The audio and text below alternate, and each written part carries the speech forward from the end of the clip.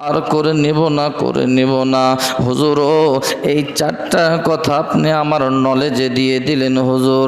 ও হুজুর, দুনিয়ার চিন্তা করব না, এখন কি করে এই চারটা চিন্তা আমার ভিতরে আমি ঢুকায় নিতে পারবো? হুজুর বললেন, বাবা রে, আমি আজ পর্যন্ত আমি চিন্তা করতে করতে করতে এরপর আল্লাহ পাক রব্বুল আলামিন আমাকে ওলির খাতায় নাম লেখায় দিয়েছেন। আমার নাম হলো নেজামউদ্দিন আউলিয়া। আমার নাম কি? নেজামউদ্দিন আউলিয়া। আমার নামটা ওলির খাতা আছে, তারপর আমার চিন্তা মাথা থেকে যায় না। কয়টা চিন্তা? চারটা চিন্তা যুবক। এই চিন্তাগুলি আমাদের মাঝে আসার দরকার আছে না নাই?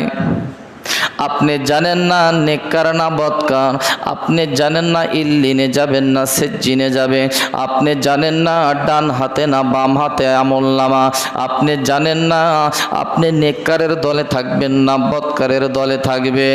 আমার বের আমার বন্ধুরা, আপনি চারটা জিনিস যদি মেনে নেন, খোদার কসম করে খাইলাম, আল্লাহর কসম করে খাইলাম, আপনার উপরে অবশ্যই অবশ্যই মুসিবত আসবে, বালা আসবে, সিডর আসবে, নার্গিস আসবে, এভাবে করে বিভিন্ন ভূমিকম্প আপনার উপরে আসবে।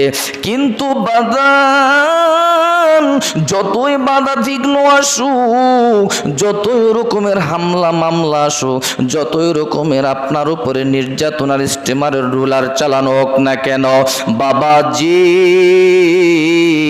আপনাকে অটল থাকতে হবে আল্লাহর পক্ষে। বলেন সুবহানাল্লাহ।